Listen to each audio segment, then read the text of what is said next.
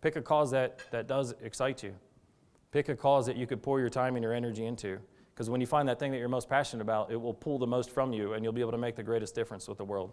I began to understand the nature of charity much more, and the way that I understand it and explain it now is that charity, to me, can be thought of as active gratitude.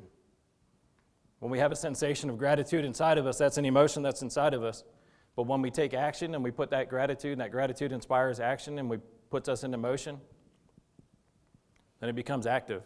It's passive if it's within us, if it's active if we're using it to inspire us and to make a difference. Another way to think of charity is as kinetic love. Once again, though, love, when we feel that emotion inside of us, it's great. It has the potential to empower us to do many things. But once we put it to motion, it becomes kinetic, and then we're using that love to help make a difference in the world.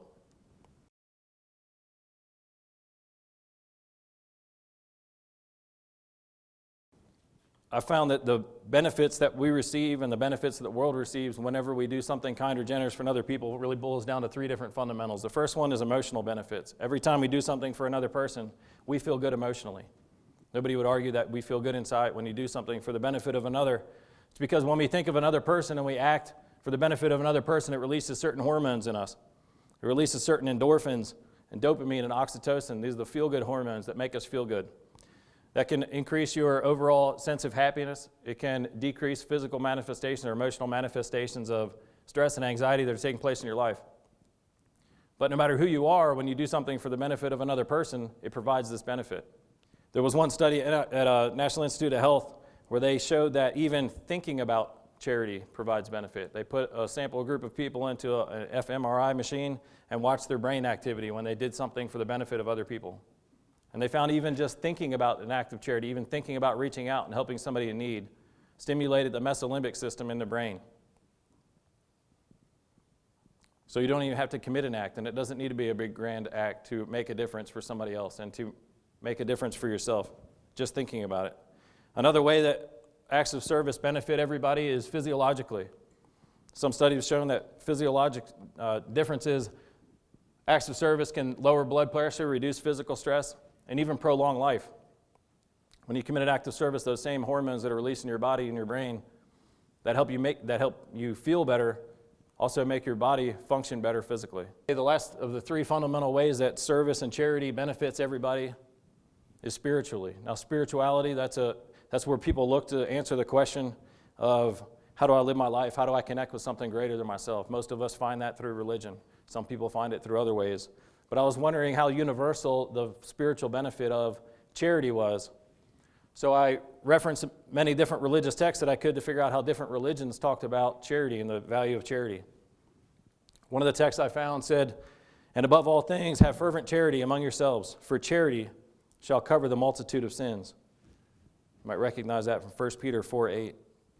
Another text said, "Be steadfast in prayer and practice regular charity," which is a reference to the Quran. Another text said that there are three cardinal virtues of self-restraint, compassion, and charity, which is found in Hinduism. Another text I read said that there's different perfections to strive for in your life and in your work. The first of them is called Dana Parami, which is translated to mean generosity and giving of oneself,